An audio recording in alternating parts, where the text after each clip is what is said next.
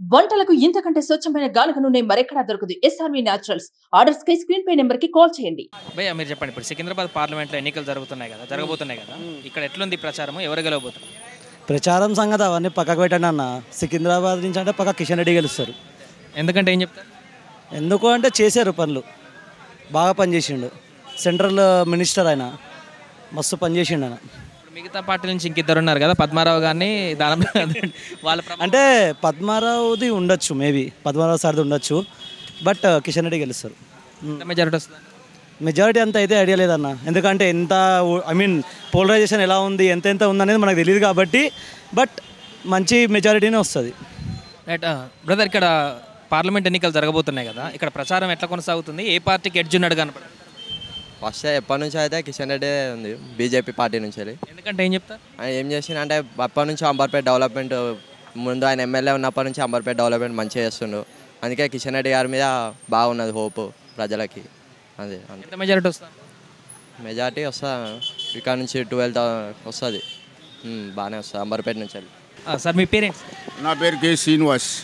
ఇక్కడ సికింద్రాబాద్ పార్లమెంట్లో ప్రచారాన్ని కొనసాగిస్తున్నారు కదా, ఎవరికి ఎడ్జ్ ఉందంట? కిషన్ రెడ్డి గెలుస్తాడు. ఎందుకంటే ఏం చెప్తారు?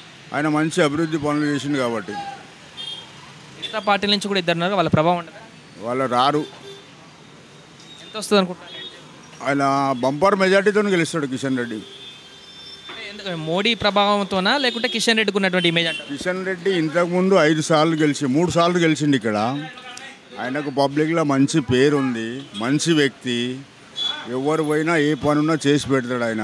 పబ్లిక్లో తిరిగే మనిషి ఆయన. అందు గురించి కిషన్ రెడ్డి గెలుస్తాడు. అన్న, ఇప్పుడు సికింద్రాబాద్ పార్లమెంట్ ఎన్నికలు జరగబోతున్నాయి కదా, ఇక్కడ 3 పార్టీలలో దేనికి ఎక్కువ ఎడ్జ్ కనిపిస్తుంది? బీజేపీ అన్న. ఎందుకంటే ఏం చెప్తారు? Narendra Modi, because of Narendra Modi. కిషన్ రెడ్డి వ్యక్తిత్వం, ఆయన సౌమ్యుడు, ఎవరితో గొడవ పెట్టుకోడు, ఎవరిని సతాయించాడు. అనుకో కిషన్ రెడ్డి. ఎంత మెజారిటీ వస్తుంది? 1,00,000 మెజార్టీ వస్తుంది, 2,00,000 మెజార్టీ వస్తుంది. మిగతా పార్టీల ప్రభావం ఏముంది? ఉంటుంది, ప్రభావం ఉండకుండా ఎట్టుంటుంది, కానీ గెలిచేది మాత్రం కిషన్ రెడ్డి. సికింద్రాబాద్ పార్లమెంట్ ఎన్నికలు జరగబోతున్నాయి కదా, ఇక్కడ ప్రజల నాడు ఎట్లున్నది? ఎవరు గెలిచేటువంటి అవకాశం? ఇక్కడైతే దేశం మొత్తంలో చూస్తే నరేంద్ర మోడీ గాలి వీస్తున్నది. ఎందుకంటే ఇక్కడ కిషన్ రెడ్డి గెలిచే అవకాశం ఉంది చాలా. ఎందుకంటే ఏం చెప్తారు రీజన్స్? 3.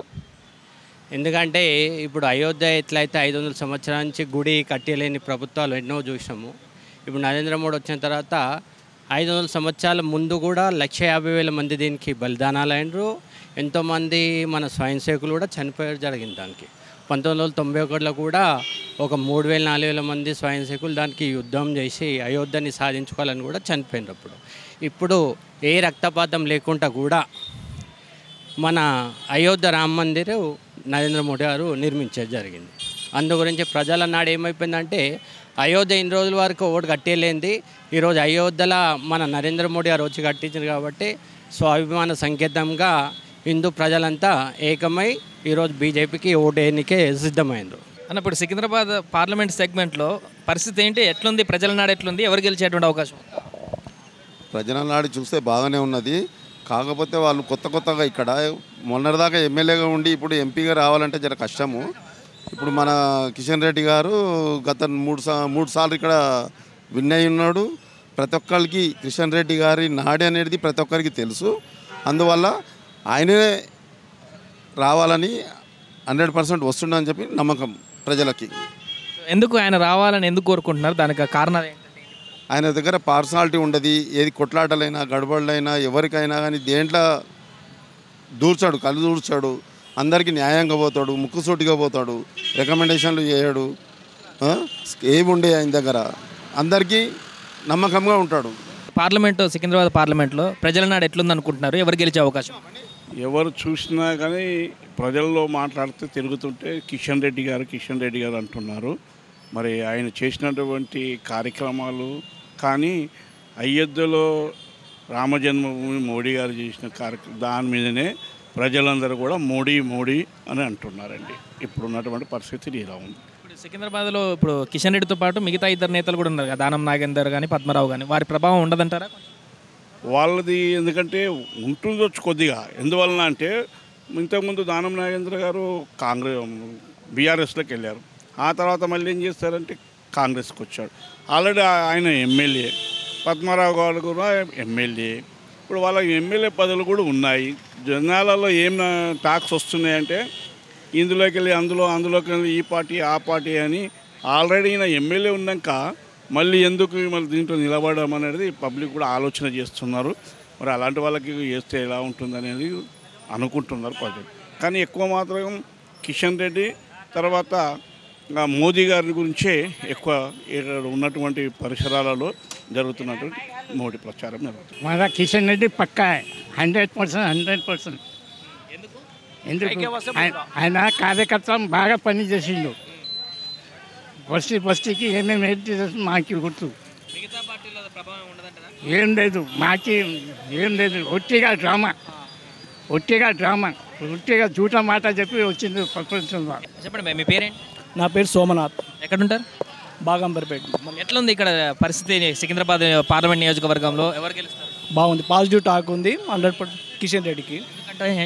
ఆయన చేసిన పనులైనా డెవలప్మెంట్ అయినా ఏదైనా కావాలన్న అవసరానికి వచ్చి మమ్మల్ని ఆదుకునేటట్టు, చెప్పగానే ప్రాబ్లం సాల్వ్ చేసేటట్టు అన్ని విధాలా మాకు సౌకర్యంగా ఉంటాడు. ఏదైనా చెప్పినా రెస్పాన్స్ అవుతాడు.